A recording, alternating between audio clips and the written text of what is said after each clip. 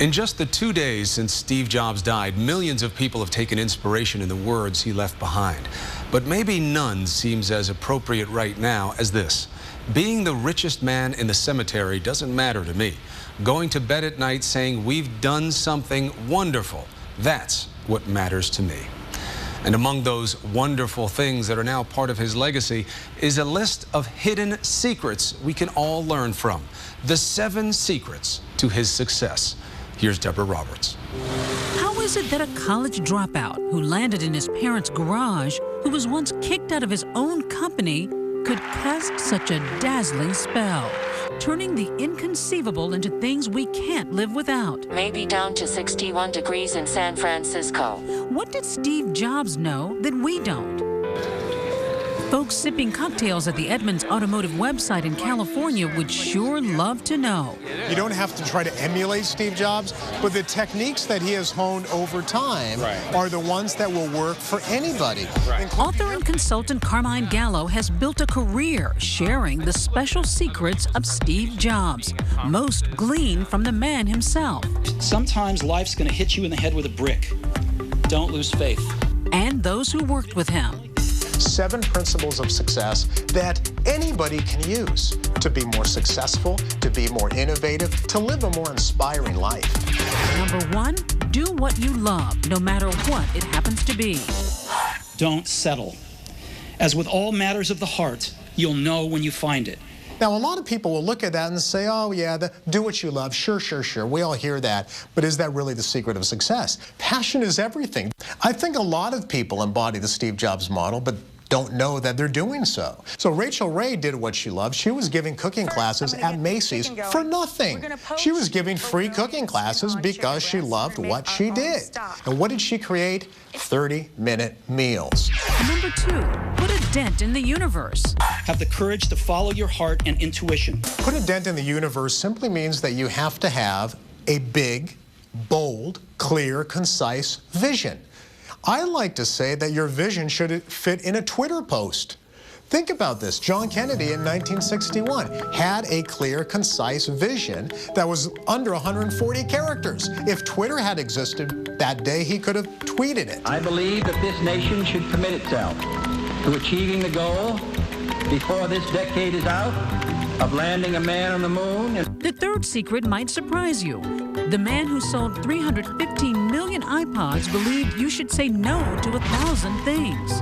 How do you become a success by saying no? You have to focus. And this is something that applies to our businesses and our lives. Reduce the clutter. Make it simple. In 1997, when he returned to Apple, Apple was close to bankruptcy. He took 300 products and condensed them to 10. We've got to get the spark back with the developers. Just all about streamlining. And Jobs honed not just products, but people. Robert Pringley worked with him starting in 1977. Steve felt very strongly that he could only interface with about a half a dozen people. And so therefore, he had to concentrate at any given moment on who were the half a dozen most important people in his life. And if you are in the top 6, you get all my time. If you fall off, if you're number 7 or 57, I don't know you.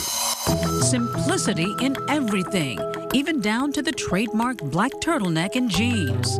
In latter years, he decided that he would wear the same outfit every day so that he didn't have to think about it. No one had to think about it. There were no decisions. Secret number 4, kickstart your brain by doing something new, like the time Jobs took a trip to India with his college buddy Daniel Kottke. He's the one who proposed the trip. He had shaved his head. His inquiring mind is something that certainly contributed to his success in life. Thinking differently led Jobs to make unexpected connections. The inspiration for the Apple Store came from the 4 seasons. That's why when you walk into an Apple store, you will not find a cashier. You'll find a concierge. Walk to the back of the store, and there's a bar. It doesn't dispense alcohol, but it dispenses advice. And if you're running a business, number 5 may be what you need to hear. Sell dreams, not products. And 6, create insanely great experiences. For Jobs, it wasn't just about selling 29 million iPads this summer, but entertaining the customer at the same time. How can I innovate at my small pizza parlor or my small store, my retail shop? Innovation means creating an experience for your customer. And one of Jobs' most important secrets, 7, master the message. He wasn't born a naturally gifted presenter. In the mid-70s, it was Steve Jobs' first live television interview. Now, this is not the real thing, though, right? You just want a picture of me now? He was visibly nervous. Because I'm deathly ill, actually, and ready to throw up at any moment, so.